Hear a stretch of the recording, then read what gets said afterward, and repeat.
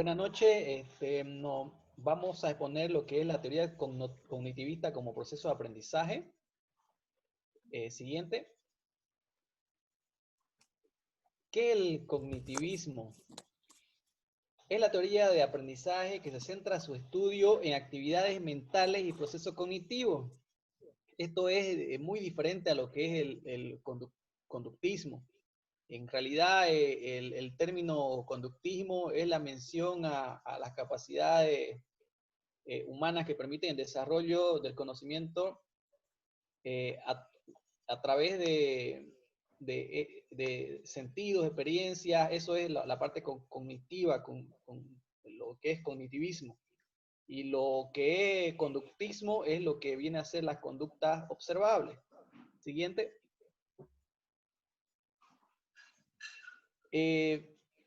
La teoría del desarrollo cognitivo se centra en el estudio de la mente humana. El ciclo viene a ser la interpretación, el proceso y el almacenaje. Ese es el ciclo que lleva lo que es el conocimiento. Tiene como objetivo entender cómo la mente es capaz de pensar y entender, y es a través de la interpretación, el proceso y el almacenamiento. Siguiente. Un término de la teoría, un concepto que se maneja es el aprendizaje. ¿Qué es el aprendizaje? Es la adquisición y categorización de una nueva información. Esto es capaz de hacerse usando el mundo real y los sentidos. Es la realidad y los sentidos que, que se organizan para crear nuevos conocimientos o modificando conocimientos preexistentes. Es un proceso de asociación y construcción. Aquí, bueno, pasemos a la siguiente diapositiva. La teoría del desarrollo cognitivo, esta teoría es desarrollada por Jean Piaget, tiene cuatro fases, ¿no? 4 etapas, que uno es la sensomotora, de los niños desde que nacen hasta que empiezan a hablar, la preocupacional, las operaciones concretas y las operaciones formales. Todas estas operaciones son las que vamos a tratar en esta exposición y vamos a tratar de dar ejemplos puntuales sobre el mismo proceso. Vamos a la siguiente diapositiva.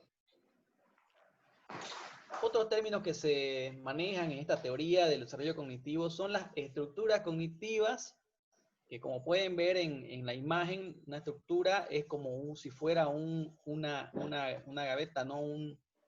Un lugar donde se guardan los libros.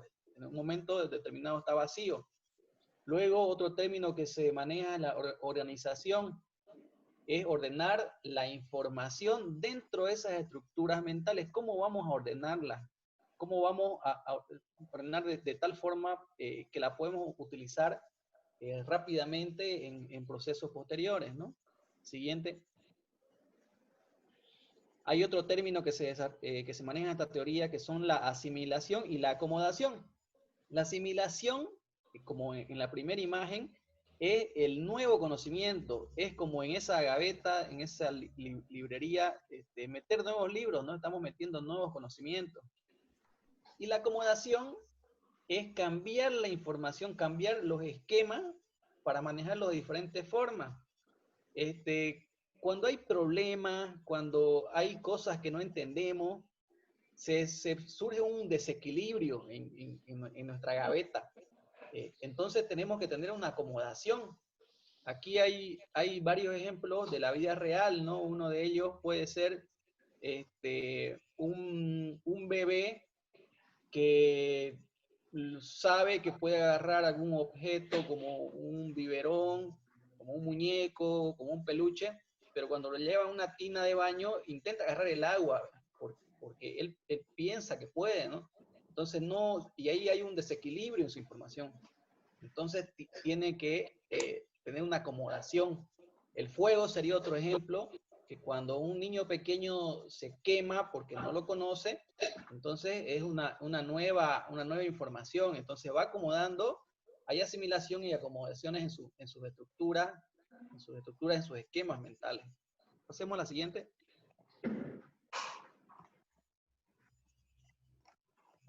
La etapa sensoriomotora. Esta etapa es la que voy a explicar con algunos ejemplos. Es la etapa que va de los 0 a los 2 años, prácticamente desde que nacen hasta que empiezan a hablar, ¿no? En esta teoría hay todo un estudio sobre esta etapa. Pasemos a la siguiente.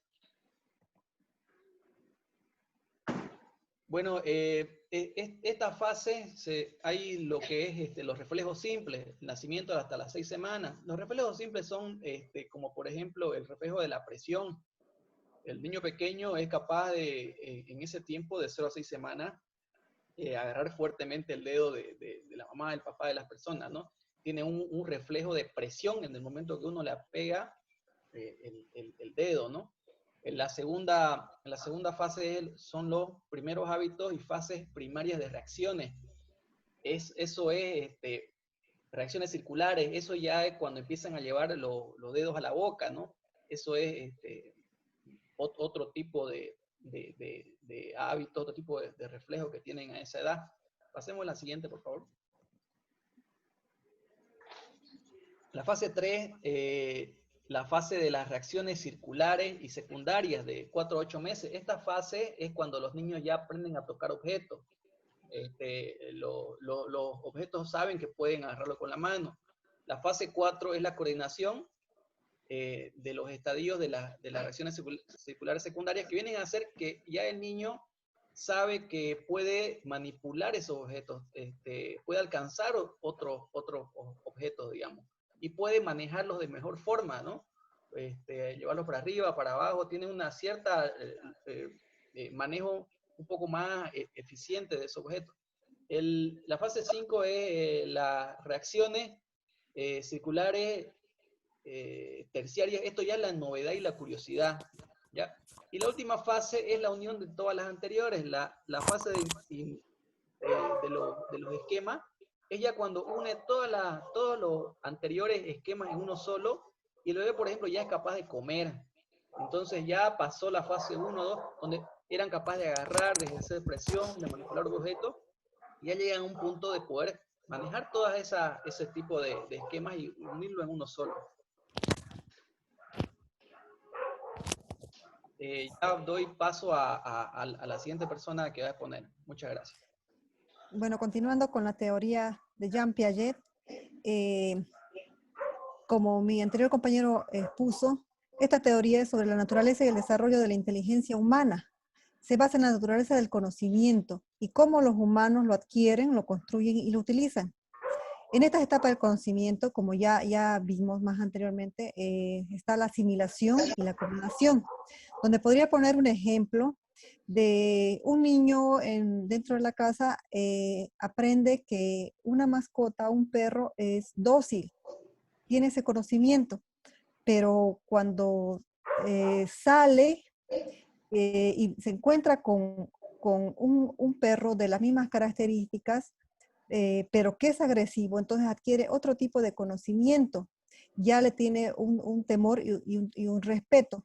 Entonces, en ese ejemplo podemos poner la asimilación y la acomodación. ¿Cómo lo asimila? Es una experiencia, la adapta a la nueva información y la acomoda como nueva información también de su entorno.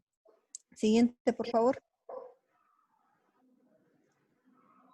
En las etapas que habló mi anterior compañero, ya se habló de la primera etapa, de los 0 a los 2 años, y la siguiente etapa es la preoperacional, que va de los 2 años a los 7 años, donde los niños aprenden experimentando, mirando y construyendo.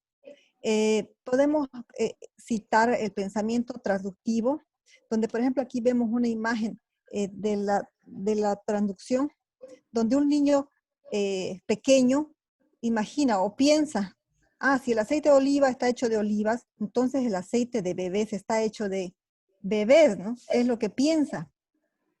Este pensamiento, aquí donde podemos ver otro ejemplo también, si las plantas crecen con agua, entonces también mi hermanita va a crecer con agua. Entonces la forma en la que piensan los niños en la etapa preoperacional. También la yuxtaposición, donde Esta etapa es donde los niños preguntan todo, quieren saber todo en esta etapa y comienzan a preguntar, ¿y qué más? ¿Y qué más?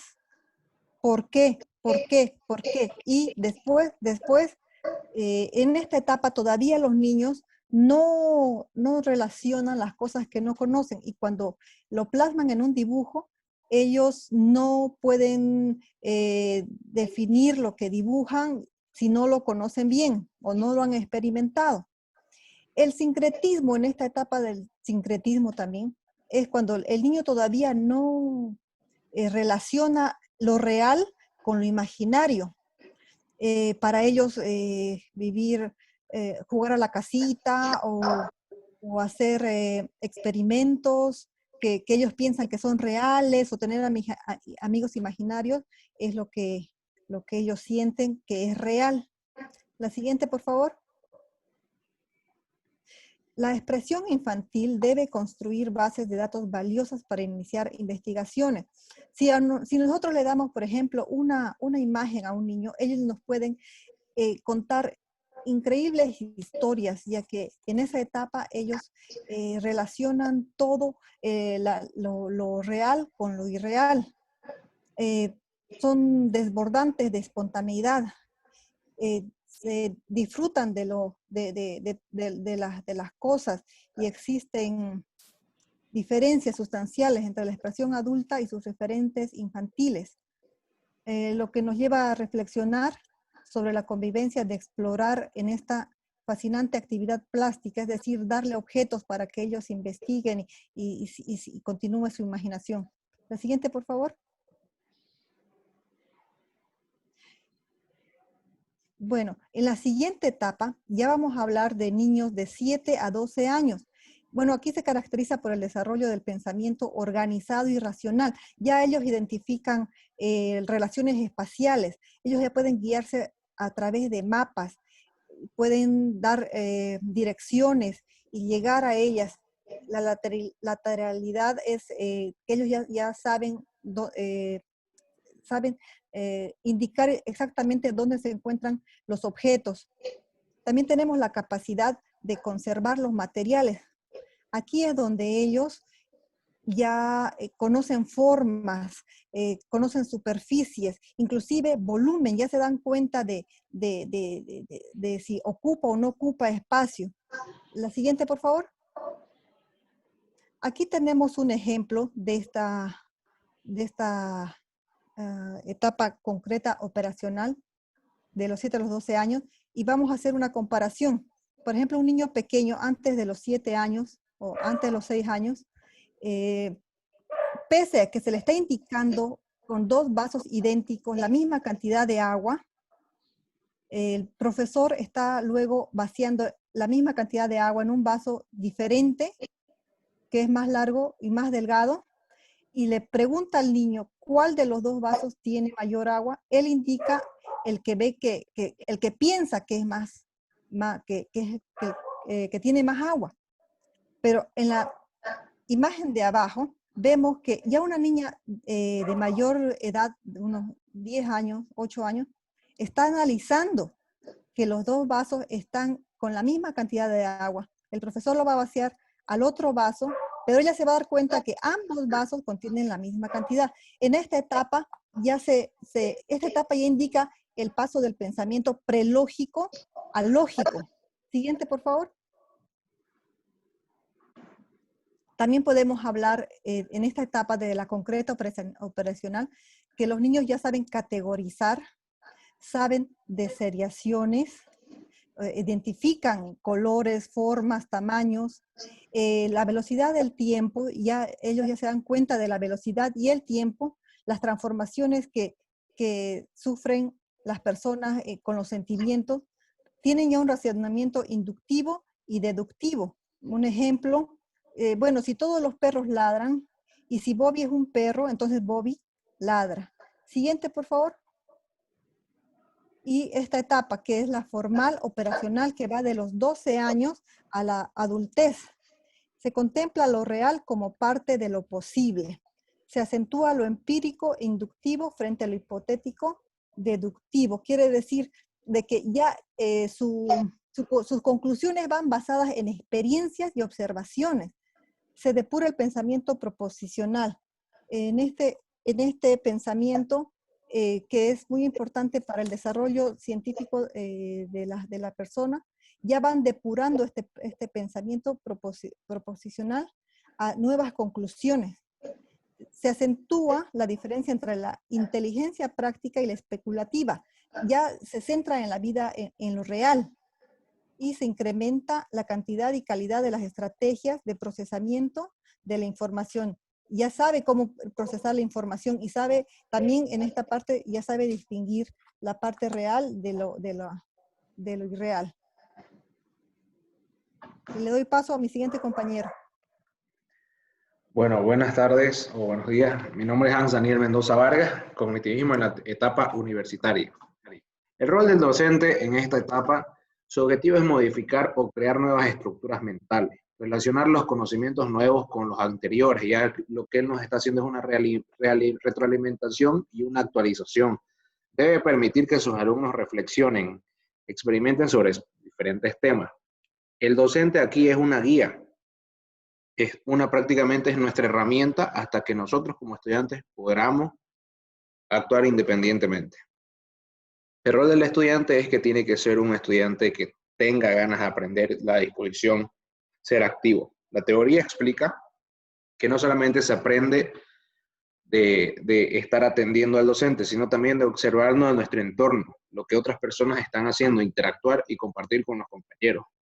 La relación entre el docente y el estudiante es que el profesor debe promover el aprendizaje y usar diferentes métodos para que ellos puedan comprender. No solo tiene que importar qué es lo que él va a dar a conocer, sino la forma de cómo nos la está dando. Nosotros ya podemos tener ese conocimiento previo, pero el docente lo que hace es actualizarlo y acomodarlo.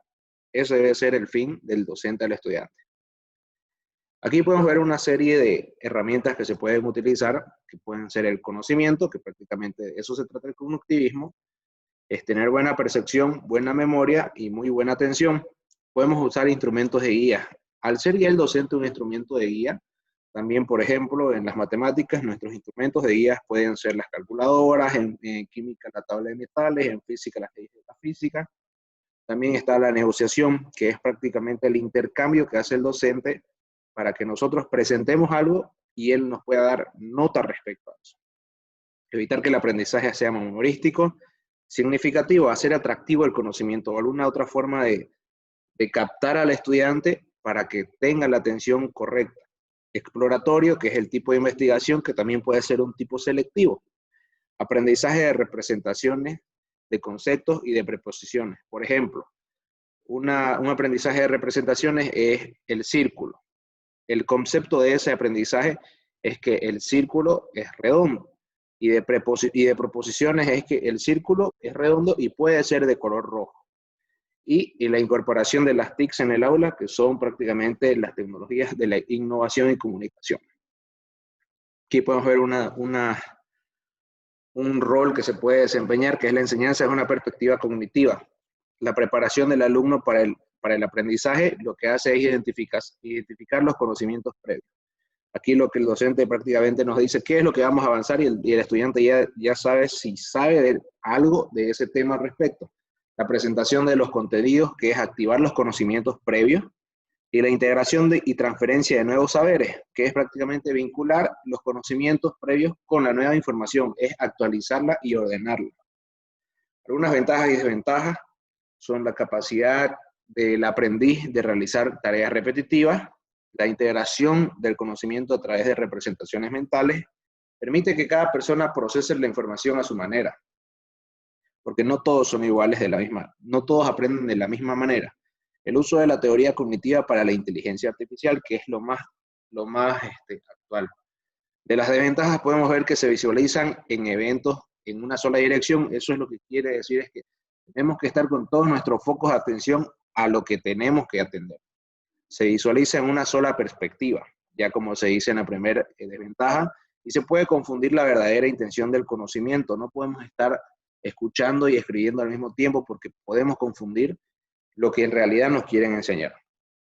En conclusión, la teoría, como sabemos, cognitiva contribuye junto con todas las otras teorías del aprendizaje a analizar los problemas educativos actuales emergentes de la sociedad a través del lenguaje, la memoria, el razonamiento, la resolución de problemas y el desarrollo mental.